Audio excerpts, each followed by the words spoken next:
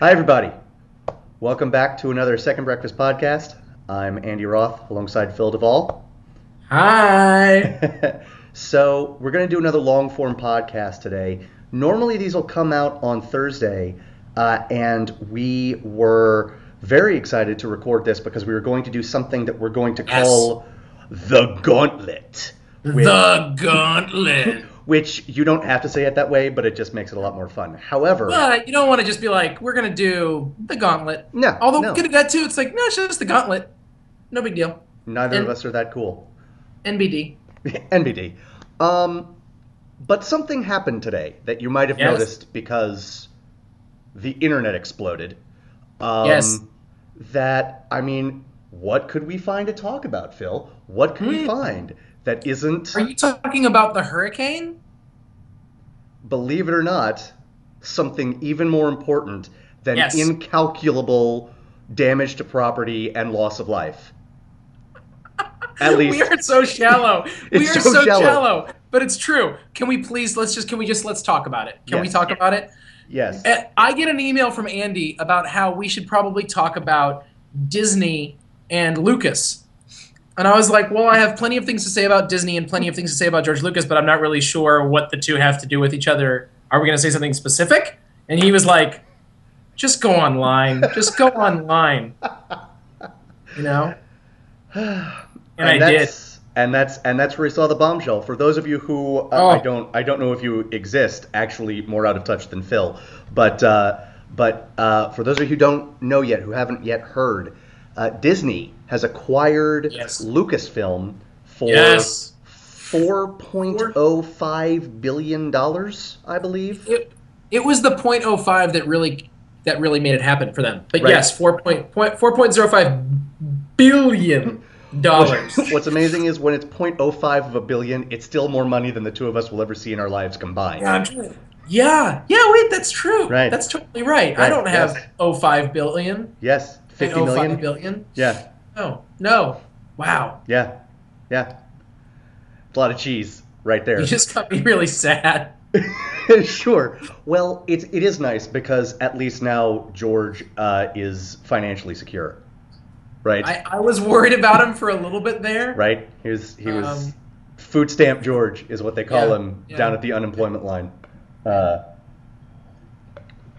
So obviously we are movie geeks and we have many topics. We have many opinions on many topics and there's just so much. You're not even saying the most important part. That's what's killing me. You just Why don't you tell me the most important part? Okay, because Disney buying Lucasfilms for $4.05 billion. I can't even bring myself to say it. Is why I can't say the most important. Go ahead. Is an amazing thing, but in terms of like licensing and other stuff like that, it's not the biggest deal. They are making more Star Wars movies, and the next one will be out in like 2.5 years. Boom! Let that sink into your little like. It's on. It's on. It's sunk. It's on. I have had it sink in. Sorry, I just fell over. I got so excited. So we're going to talk about it, and I think when we get to the actual sale and what it might mean for Disney and Lucasfilm going forward, I'm going to guess, dear viewers, that Phil and I might have at least slightly divergent opinions on what's about to happen to our culture, which is weird because we never disagree. I am actually surprised if we disagree on this. I'm actually surprised if we disagree. Maybe we disagree. Okay, I'm just to me, I don't know. Sometimes the truth is just so clear. Fair enough. But I think it's instructive to go back to the beginning. And when I say the beginning, meaning George Lucas, I mean all the way back to the beginning, even before Star Wars, to come out of the reverie, Phil. Come out of the reverie. If we had a higher budget, when you said that, I would go like this, and then it would go doo-doo-doo-doo-doo-doo, and it would like fade into some flashback of like a young unbearded Lucas like trudging through high school, you know, and like, anyways. Have you seen that short film George Lucas in Love? Yes. It's just so good. Anyway, His first movie was a movie called American Graffiti, which... His first movie was a movie called THX 1138. Was it? Yeah, but that's okay. No one cares about that. We can talk about American Graffiti. That's right. Fine. The reason I want to talk about American... Fair enough.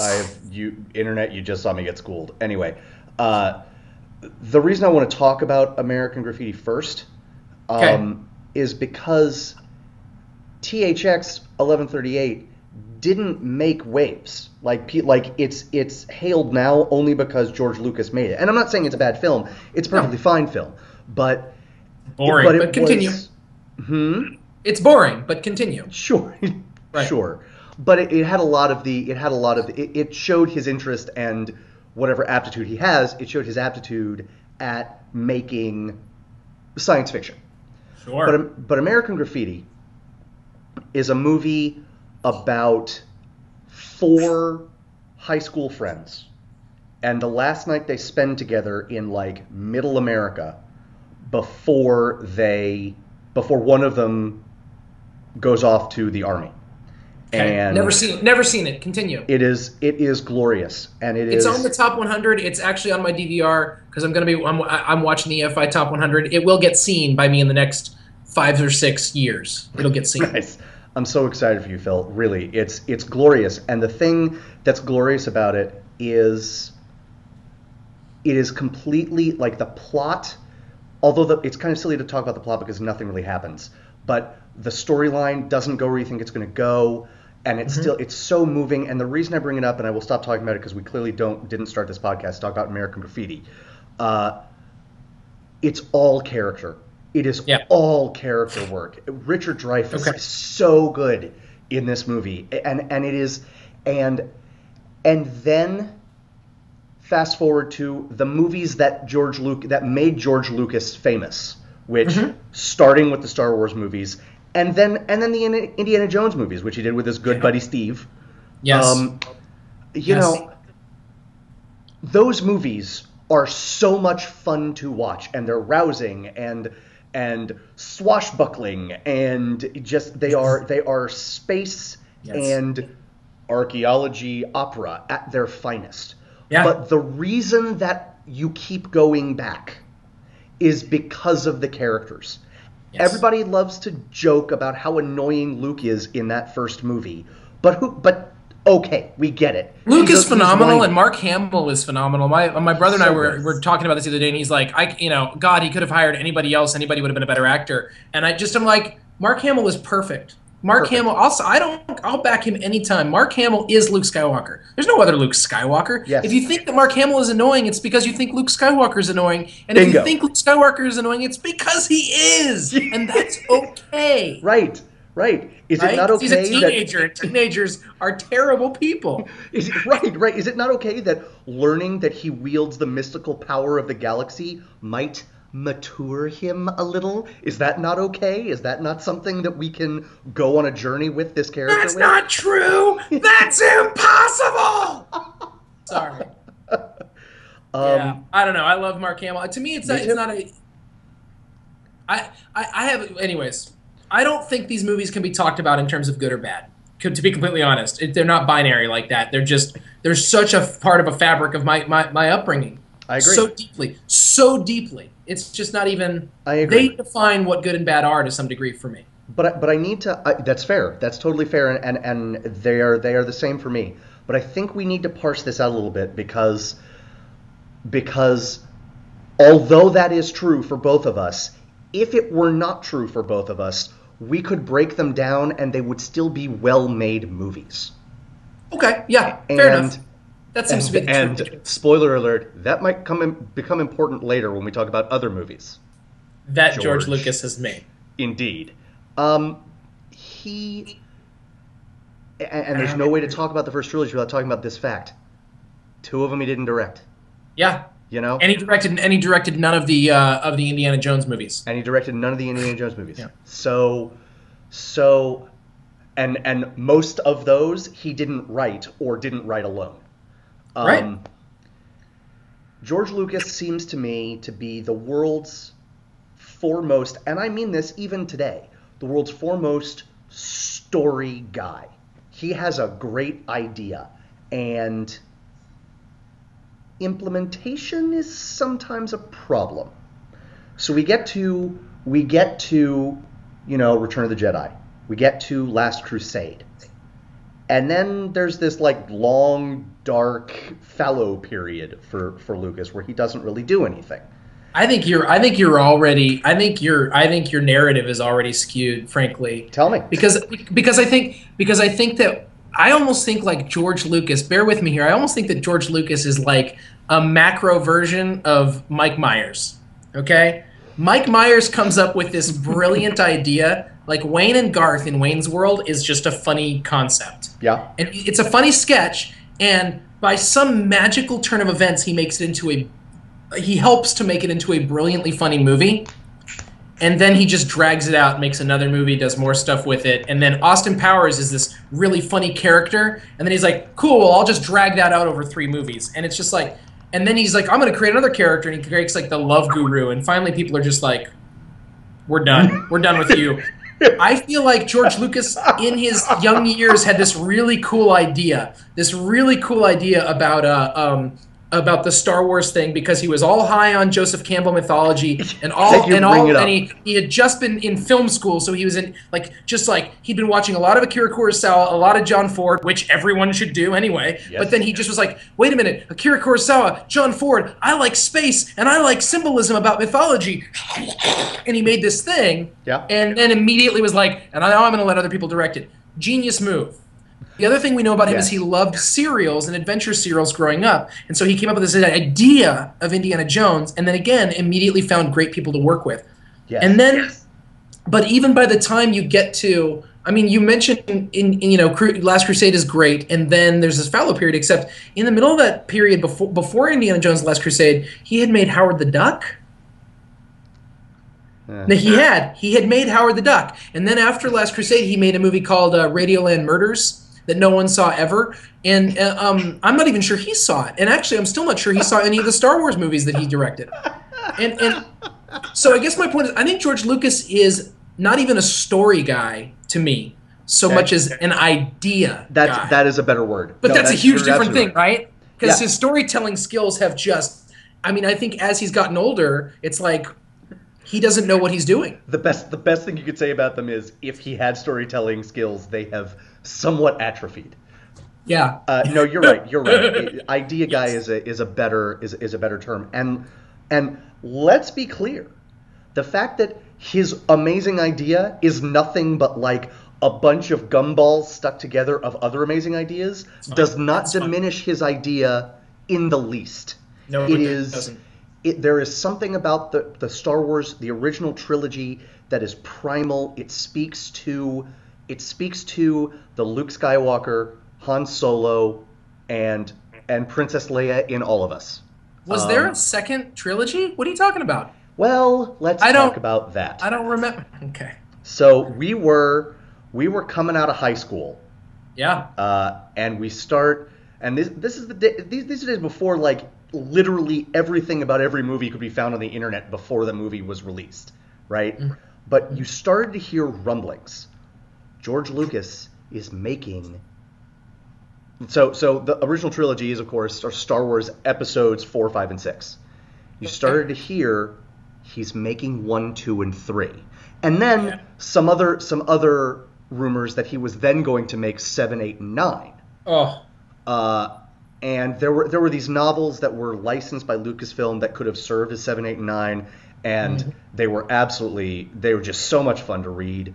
I don't know if you read them, but they are. I will take your word for it. There are now 80 billion Star Wars novels out there. I have only read these 3. They are awesome. They are great. That's cool. And so 7, 8, and 9, I thought was going to remain always up in my head, but we'll get there later. So no, let's get there now. It's happening. It's happening. Sorry, it's not happening. Well, it's happening, but it's not happening for another 2.5 years. And we could probably talk about this on this podcast until opening night.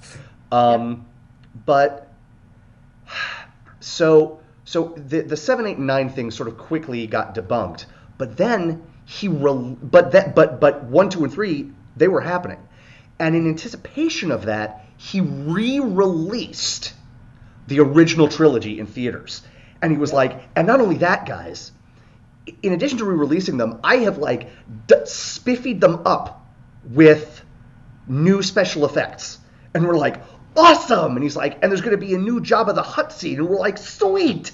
And all of this stuff, and I mean, I was there opening day for each one, and each time was like, yeah, it was cool that you had all the new stuff in there, but it didn't really add to it at all. It just seemed to be noise. And the thing that was so great about the Star Wars movies before that were there was no noise. It was tight. Pure. It was so tight. And the scene with Jabba the Hutt was clearly CGI, and it was very weird, and it served different no purpose. from everything else. And then there was little things that were happening that Greedo tries to shoot before Han Solo shoots, and then frankly, I mean, to me still, like the end of Return of the Jedi, he tried to make it this huge cosmic victory, and you'll recall the actual Ewok music is gone. It's not. Yes. It doesn't even exist anymore. Yes. Nub. It's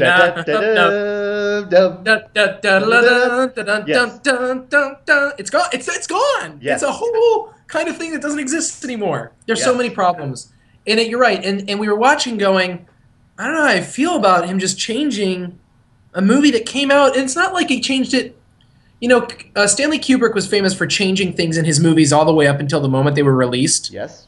But then he released them. Yes. And he had the good sense, apparently, to never watch them again once they were released. He literally, no, I mean, right. No, he wouldn't you're watch right. his own movies because he would be too tempted to Lucas them. I mean, to take them back and destroy them by adding a bunch of stuff. Sorry.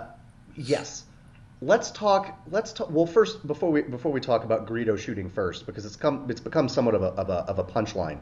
But I think that there is an important thing there. Let's talk about. Let me just say this.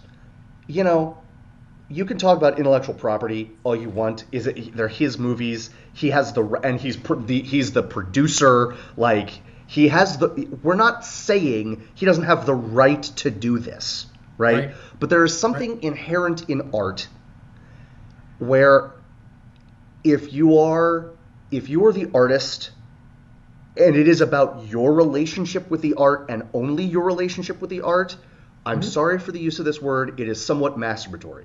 And that's all you're doing. And you're not giving it to the world, right? Right. Because an equal or more important part of art is the relationship that the public has with that piece of art. It just is. It's a fact. Yes. And that's what's troubling. And he has rubbed up against this ever since people have criticized him and said, no, I have a right to do this. This is the way I've always wanted it. Which one, I just want to be clear on this. You're lying, George Lucas. Like, you're a liar. I don't know you, but you're lying when you say this is what you always envisioned. Yes. Because no, you didn't. And two, even if he did, that doesn't really matter at this point because of what you just said, which is that the only reason he has the money to go back and do what he wants to do is because he gave it to us and we gave him just a ton of money. Yes. Like a ton of money because we've loved it, which means it's a part of our life.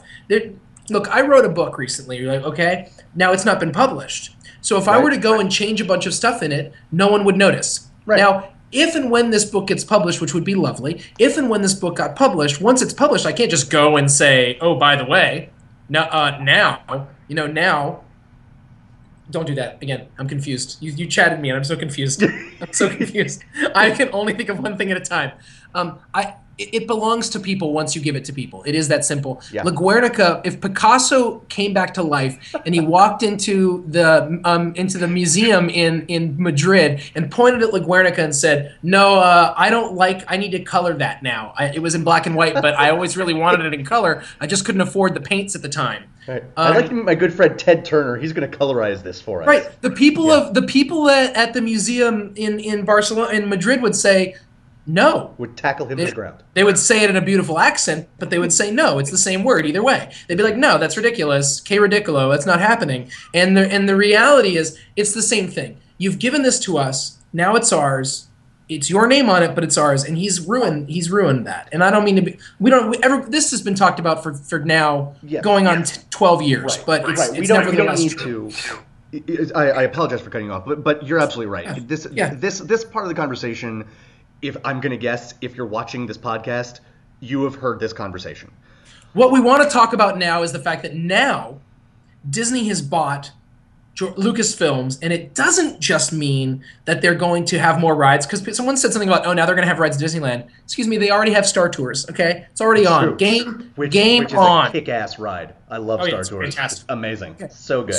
So they have they already have all this stuff. They already license it to the completely. And then I was thinking, oh, it means that they're going to have all the rights to all the other stuff too. But realistically, what they're talking about now is immediately we're doing more Star Wars movies, and there have been a lot of people already going, oh no, don't do that. Disney will ruin it. And I think that's, people's reaction to Disney owning Star Wars is a little interesting. I agree with you. And I think because, well, let's talk about the last 25, 30 years of Disney, right? They were the name, obviously, in animation, right? I mean, Warner Brothers had, their cute cartoons and stuff, but in terms of lasting classics, I mean, every single fairy tale worth its salt has been turned into a Disney movie. We know that, right? Yeah. But by the 80s, right around the time actually that Lucas was becoming ascendant, Disney was in kind of they were in a fallow period of their own, sort of creatively. Yeah, and then they sort of got back to their roots, and they started putting out, to be completely honest, for like 3 movies, but they did it right. But we'll get there. And it was with The Little Mermaid, and that was the movie that sort of brought them back. And then they had Beauty and the Beast, and they had Aladdin, and then the movies that came out after that. And Lion King, although Lion King was their commercial peak, but in my opinion, Beauty and the Beast was their artistic peak. Beauty and the Beast is the greatest Disney film. I think I agree with you. Okay. I don't aggressively disagree with you, regardless. I call that a win. But even if I completely agree with you and I say those 3 movies were really all it was about, those 3 movies sustained them for years. They're, in some sense, they're still sort of living off of that. And then, they're not still living off of it, but when they realized they weren't living off of it anymore, they did something that was the last time that every film geek exploded in rage and the internet shut down. They bought Pixar. Genius move. Agreed. But you know what made it genius? They bought Pixar and then immediately put John Lasseter, the head of Pixar, in charge of Disney Animation. Yes. So it's not just that they bought it. See, the thing is, people say, oh, they bought Pixar. They bought Pixar and then made the move that basically said, we recognize that buying Pixar is as much for us and for our creative ability as it is for our commercial ability. Yes, they did it. That's they did huge. It the right way. They did it the right way, and you're right. They did it immediately. And so even before I could get out the sentence like, "Oh my God, they're going to ruin Pixar," I was like, "Oh my God, they're going to ruin." Wait, what? Right. Hang on. And then, excuse me. My only objection was like, "Oh gosh, well, John Lasseter's amazing. I hope he has enough time to still be amazing with Pixar." And they're Which is not a real objection. It's not a real objection. Right. And they remain. Pixar remains superb, and it is this, I think, I hope, that gives me. I pray. Indeed, I pray that this is what gives me hope for the Disney Lucasfilm union. There's another thing that should be giving you hope for the Disney Lucasfilm reunion. What would that be, Andy? Oh, well, that would be a little thing called Marvel Studios. Disney bought. What are the 2 most, for people who aren't film snobs, and maybe some people that are, what are the 2 things that have been the most dynamic entries into pop culture film in the past 20 years? One would be Pixar films. We've said Pixar. If the answer to number 2 isn't Marvel, your point is a terrible one. And 2 would be Sandy Bullock's career. Did I lose Are we still here? Yeah. So no. Yeah. Viewers, No. I'm going No. to And pretend to be frozen so that he thinks I'm gone. 2 isn't specifically Marvel, but 2 is comic book movies. The way that comic book movies have taken off, and the people who have been the most successful at that have been Marvel Studios, and that is not discounting the amazing work. That is not discounting the foundation that was laid by DC Comics and Warner Brothers with Batman with Tim Burton. I'm not discounting that, but what Marvel Studios did, starting with X-Men and then Spider-Man, and then what they were able to do by creating movies on their own, and then Disney buying them. I mean, the Avengers is Disney now owns the Marvel franchise, the Muppets, which they successfully reinvigorated as well. And now Lucasfilm and Pixar and now Lucasfilms. Now this could scare some people, and I recognize that. But you people are dumb because this is a genius move. And it's not showing that one company is evil and owns everything. It's actually showing that this company knows what quality looks like and is recognizes when it needs to bring in quality. Yes. Can I offer my rebuttal to that? Rebut. I shall. And I'm going to take you back to Greedo shooting first. Okay? I promise this relates. In the original trilogy, and I hate everything in the world, meaning George Lucas, that makes me have to say that, Han Solo, sitting there with Greedo, Greedo's bounty hunter is going to take him in, and he's getting ready to shoot, maybe to kill, maybe not, but he's shoot to subdue, if nothing else. And before he gets the chance to, Han Solo blows him away with his own blaster under the table. Yes. And in that moment, and you have movie geeks, of which I am one, saying, "Oh, he's such a badass for that. It's always so amazing." But the fact is, in addition to being just a cool moment, I defy you to find another moment in a movie that so instantly tells you what a character is like. Yes. Because there's not a moment in that conversation where he's not charming. Yep. But that's what happens. And so when Greedo, in the remade original trilogy, I hate you, George Lucas, when Greedo shoots first, all that proves is that Han Solo is quick on the draw and has a survival instinct. Well, that's not interesting. I have a survival instinct too. I promise you. You don't want to watch a trilogy starring me. No, absolutely not. So, you're right. You're right. Not even Phil does, for God's sake. So that is. No, you're right. In one moment, the thing that we have already said is the thing that keeps us coming back, that and Glowing Swords, to the original trilogy character has been demolished in a very real way. And the difference between the acquisition of Pixar and the acquisition of Marvel Studios, where with Pixar you had John Lasseter, with Marvel Studios you had Avi Arad, all right? People who knew what they had. Who at Lucasfilm knows what they have? Nobody.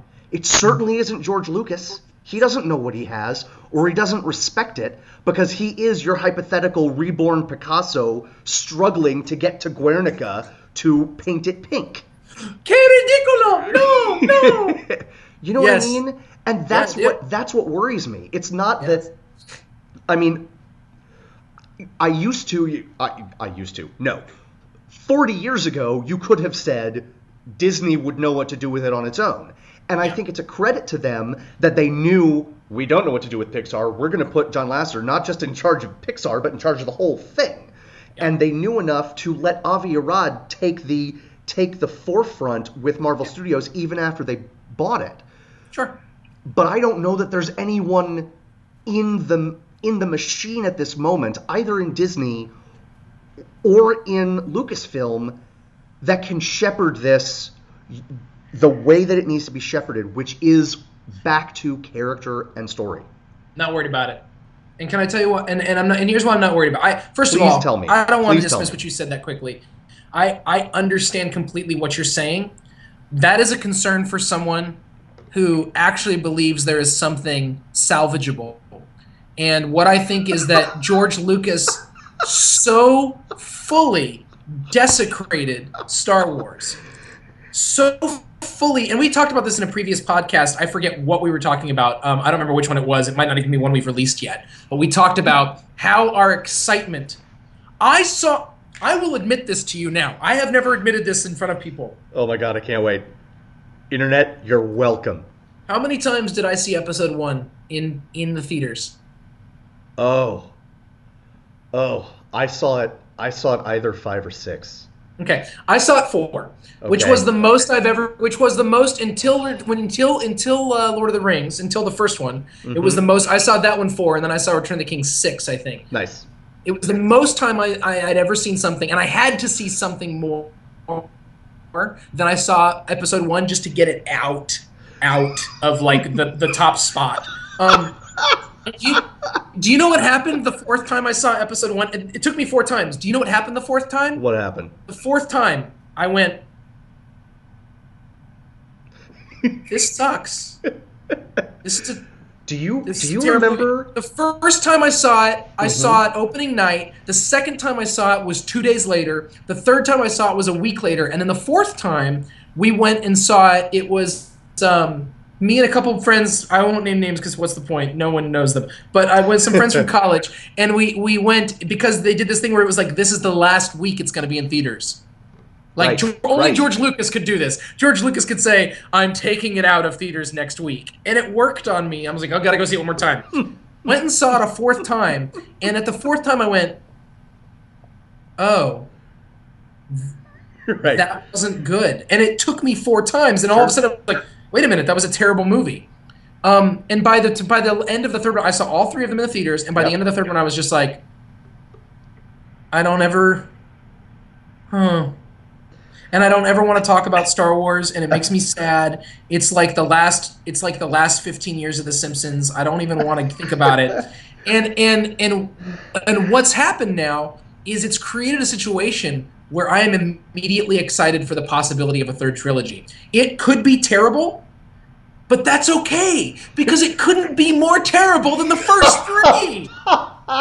First 3 were so bad. The first 3 were so bad and so poorly done, and they were done by like the naked emperor who like no one has the guts to tell him what the problem is. No one has the guts. Now there's going to be accountability. Now there's accountability. Now all sorts of people who weren't empowered to make decisions before may, don't know for sure, may have the power. And now I'm psyched. You and I get to have a discussion about who might be the directors of the next trilogy, which we wouldn't have been able to have 10 years ago. That's true. And that's true. We wanted to have. And now I'm excited because the next 3 could be terrible. But the thing is, if George Lucas had made them, they would be terrible. But now there's even a half of an iota of a chance that they're going to be anything other than awful. That's great. That's great. So if I can sum up your argument, it is thank you, George Lucas, for being so abjectly awful at your job that there is nowhere to go but up. You know, I like to put a more positive spin on this. Yes. I mean, I think I just did put a positive spin on it. I think that's me putting a positive spin on it. I finally I stopped being able to look forward to Star Wars things. Sure. And now I get I get to be excited again. I get to be excited again. Phil, and I don't know if maybe that'll fall apart. Sure. But But right now you're excited. And there's nothing to protect. You can't. Right. Because here's the thing. It's not just that he made trilogies. Let's go back to the first thing he did. He went in and screwed up the originals. Right. He can't ruin what's sacred because he already ruined what's sacred. That's true. You can't re-ruin what's sacred. What's he going to do? Ruin my memory of Leia? He already did that. It's done. When you put it that way, Phil, I am beyond. I look upon this as unabashedly good news. I am psyched. I am a huge fan of Disney. I don't think everything they do is perfect at all, even a little bit. But I will tell you this as someone who grew up 5-10 miles away from Disneyland. They don't do anything in half measures. Sure. Phil, Your passion has I suppose won me over. I stop celebrating. Stop celebrating. Like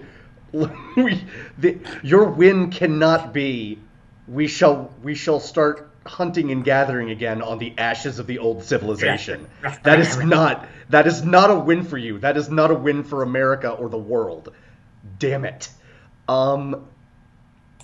When you put it that way, I suppose obviously it's a good thing that accountability is being introduced. That's true. Yeah.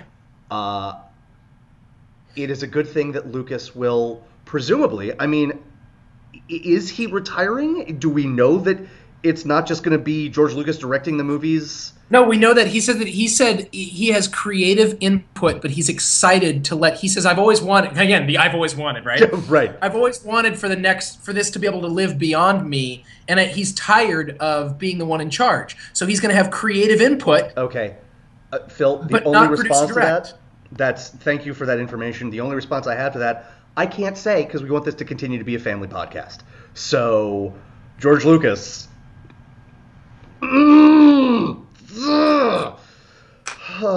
Whatever, he did the right thing. He just did the right thing. Great. He gave it up. Fantastic. He gave it up? Yes. Wonderful. I'm so happy. Yeah. Great.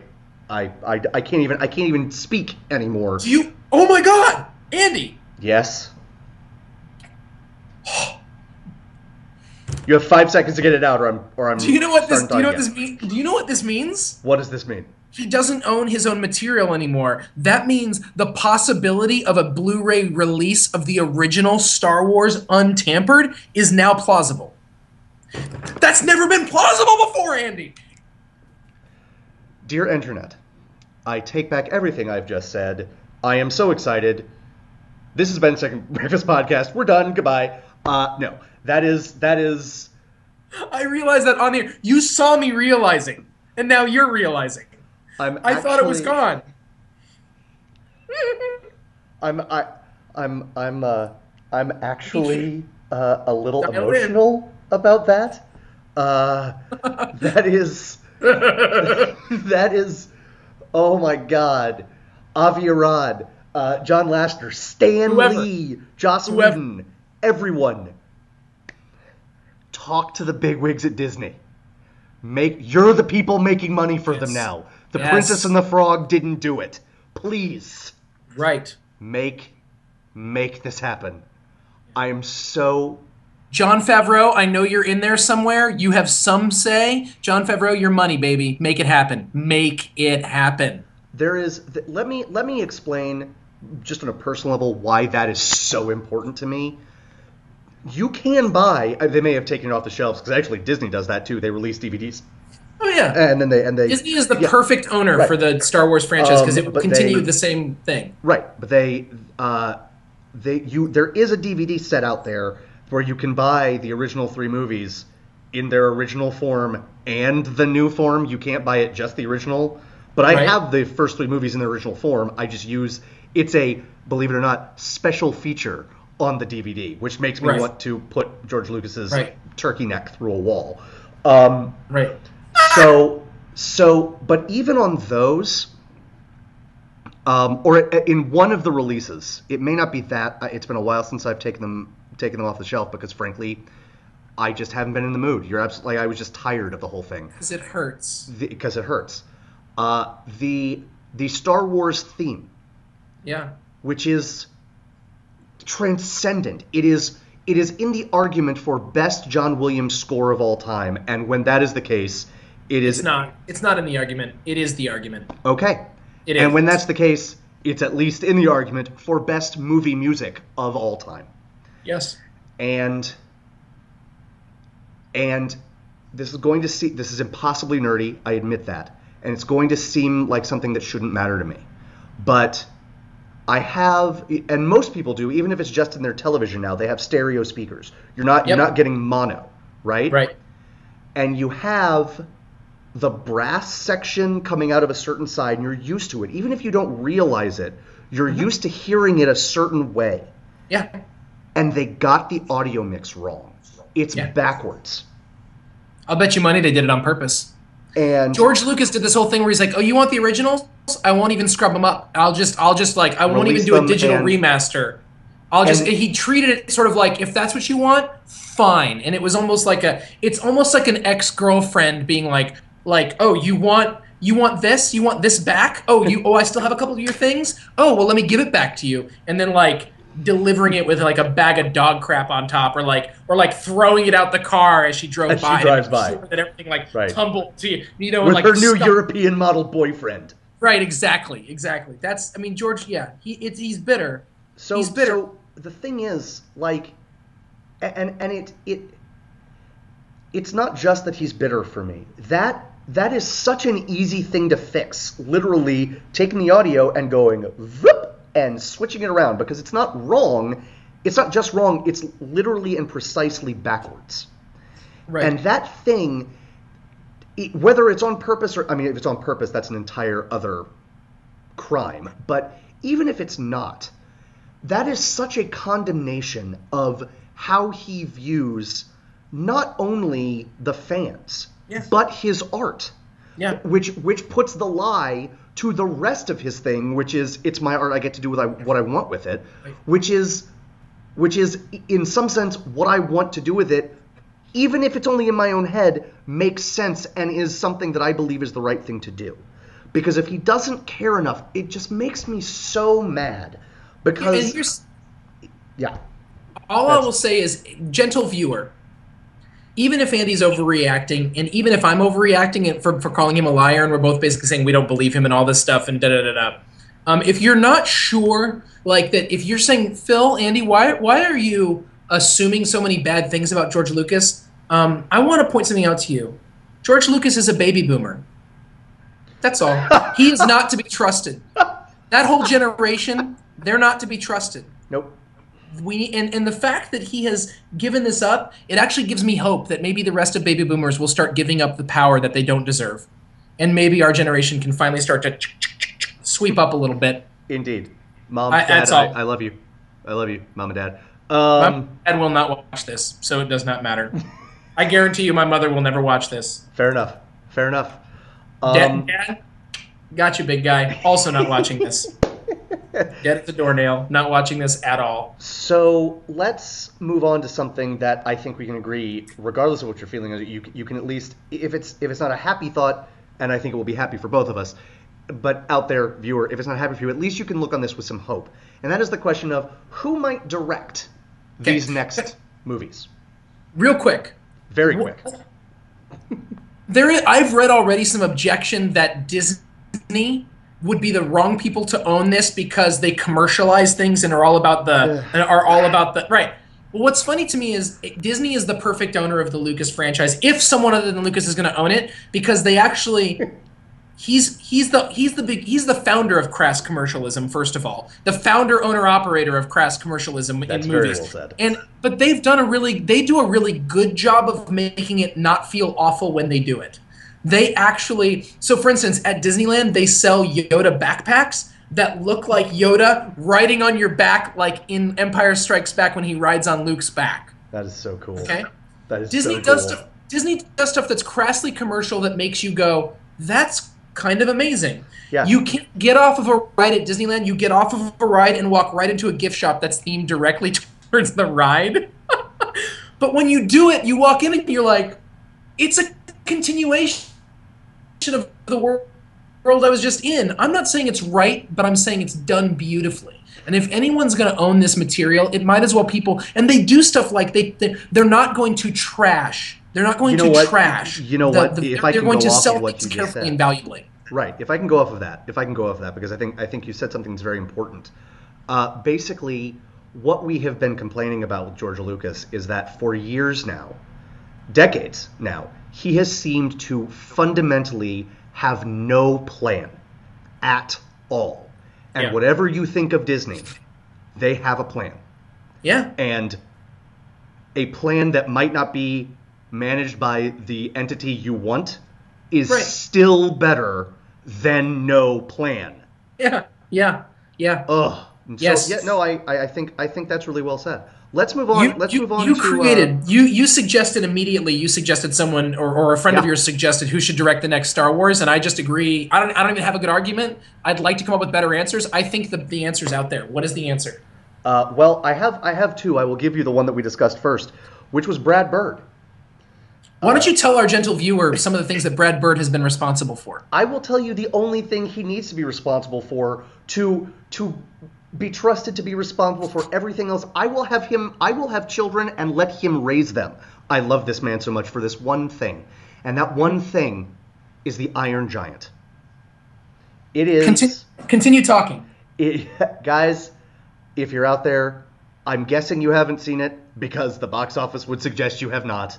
The Iron Giant is one of the finest animated movies of all time. Oh my God, Phil, I love you so much. In the mail yesterday came this custom poster. There's a poster shop in Austin, Texas called Mondo, and they do these. This is number cool, guys. They just do such cool things. This is number 387 out of 400. This is my second or third Mondo poster, and I've already greased it up too much by touching it. I'm gonna have it framed and put in my office. So continue talking. Yes, the Iron Giant is I almost don't want to talk about it because it's don't talk about it. Don't talk about it.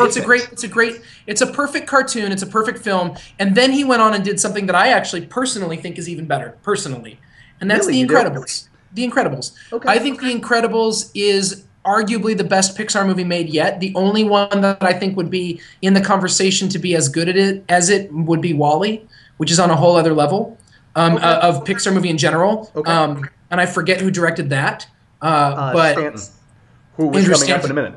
Okay, but I think Brad Bird, and then Brad Bird directed the most recent Mission Impossible movie, which is probably the best of them. I liked it the most. It's really hard to separate the communal cultural feeling for Tom Cruise at this point from the movies that he makes. And we'll talk about that in a future podcast, hopefully a very, very near future podcast, because I'm very interested in that. But yeah, I think Brad. It was a very well done movie. I thought it was a superbly fun action flick. Agreed. Let me actually speak to that for a second. Ghost Protocol. Because you say that it's hard to separate the communal aspect of the aspect of the communal group think about Tom Cruise. I think it's a little difficult to separate the group think about Pixar. Because, I mean, you know these names, but their whole thing is everybody pitches in. It's a communal thing. And so what I think was super important about Brad Bird directing Mission Impossible Ghost Protocol, MI4, is because it was something that he did on his own. And that's not to say no one who says anything like, oh, everyone at Pixar is amazing. They're not saying that the individual people are not amazing, but it still is nice to get that proof of concept, if you will. He was an absolute sure hand directing that movie. Yes. The action set pieces in that movie are glorious and thrilling, and you're never once thinking this is I don't know if it's the first live action movie, but it's certainly the first big budget live action movie that he's ever directed. You're never left thinking, wow, that was kind of weird. It's in terms of what he could do with it, he didn't place one step wrong. Yes. Could not be more excited if he were to direct one of those movies. Another one, and it isn't an accident that he comes from Pixar as well, is Andrew Stanton, who has been around from the beginning. Say again? I'm just looking at his filmography. Andrew Stanton was the director of Finding Nemo, which is so perfect. And then WALL-E, which is on a whole other level. And then he did a movie that you mentioned, and he's directing the new Finding Nemo 2, which we were all waiting for apparently. Right. But that's fine. Whatever. That's fine. Right. But which actually takes him out of the running for the next movie probably. Yeah. But he's directing because that's coming out in 2016. Maybe not though. I don't know how animation works timeline wise and how the director needs to deal with that. But then he made a movie recently, John Carter, which is the adaptation of the sci-fi book John Carter of Mars. Right. And it was I don't think it was great. but it was much better than it got any credit for. And my biggest concern is that Disney didn't know what to do with it and didn't market it well. Right. That makes me nervous, but they're not going to have that problem with Star Wars. No, because, well, they're not going to have it for two reasons. One, they know how to market Star Wars because George Lucas has been showing them how to do it for decades. But also they're not going to market it wrong because they don't have to. They could spend zero money on it and it would be fine. Literally, it's critical. They could just put like Star Wars Episode 7, and we'd all be like, okay. Right, and like a date, and we'd just be there. Which, by the way, if it was directed by George Lucas, I wouldn't be there. No, it's true. And now be there. I'm gonna push back real quick. I'm not going to say that John Carter was an amazing movie. Good. But I will say that it was. I will say it was a great movie, and here's why I will say that. It wasn't on the level of. I'm not going to say it was on the level of the original Star Wars trilogy. I'm not going to say it was on the level of Raiders of the Lost Ark. Okay. But the fact is that the story that this is based on, the first book is called A Princess of Mars, and the plot is largely taken from that, but also others. The first three amalgamated into this one movie, sort of. Sure. All like without Edgar Rice Burroughs writing those, who also wrote Tarzan, just to give you some historical context. Without Burroughs writing those novels, Raiders of the Lost Ark wouldn't exist in its current form. The Star Wars wouldn't exist in its current form. So many of the rousing adventure yarns that we love wouldn't be the same, it's sort of unfortunate. And I'm not going to say that this didn't affect me too. When you sit in a movie that seems like you've seen it before. Mm-hmm. I mean, that was a problem with John Carter. It just was. Yep. But part of it is because that Star Wars stole from it, right? Exactly. But that's fine. I'm not complaining about that. I just thought it was a fine movie. I just didn't leave going like I haven't seen it since. Okay, it was a fine movie. It was well done. It was fine. I actually saw it several times in the theaters, and the reason that I will offer Andrew Stanton as an option, I would say equal to Brad Bird, is because the one thing that Brad Bird has not done, and I have every confidence that he could do it, but he hasn't yet. John Carter actually is the same sort of proportion of live action and CGI that Star Wars would be now. So now, not only that, I would say that episodes 1, 2, and 3 were basically like seeing the live action Fred Willard in WALL-E, and everything else was fake. But viewers, that's the cynicism. The difference being that Fred Willard's performance was believable, right. Unlike every live action performance in all of the Star Wars 1, 2, and 3. Look, so they're both great choices. Yes. I think they're the obvious choices. I think there's a lot of ways Disney could go wrong. There's a lot of ways they possibly could go wrong. I sort of feel like we probably should wrap this up and allow other people to think and speculate and do all sorts of crazy stuff. But I think what those two people just go to show. The fact that we just named these two people who are responsible for The Incredibles, for WALL-E, for Finding Nemo, who are part of the creative team that brought you Brave, brought you the Toy Story movies, were some of the writers for Toy Stories 1, 2, and 3, and Bug's Life and all that, are the people who brought the strongest Mission Impossible, if not since the first one, if not the best one, then at least since the first one. Agreed. Who brought you John Carter, which is at least an underrated movie, if not, as Andy suggests, a great movie, at least an underrated movie and an underseen movie. These are people, and they belong to the Disney stable. So it just goes to show you what kind of possibility we have. That we have possibility now, and this is a very exciting thing. If you like Star Wars, this is an exciting thing. If you don't like Star Wars, you don't have a soul, so we're not talking to you. Go away, it's fine. And you're honestly probably not watching this podcast this late anyway. Right. Yeah. Why would you? By the way, if you don't like Star Wars, you're not watching at this point. Yeah, honestly, I mean, let's call a spade a spade. You know. Anything else to say at the moment, or shall we wrap up? I'm so excited. I'm so glad we had this conversation. This is easily the best news of the day, and so the hurricane stuff has been a little bit like, mostly you hear about it through Facebook, so it's people who are affluent enough to be on Facebook. It has been crushing in Haiti. It's been crushing in a lot of places, and people have lost lives, and it is sad. And so it is. I don't want to in any way diminish that. It is great when we have stuff like this that is in no way a counter to it. It's nice to have something exciting and fantastic pop up and to take our mind off of, to some degree, sort of like the gravity of this world. And that's really what Andy and I are all about on this show, is it gives us an opportunity to dwell on things that sometimes are light and airy and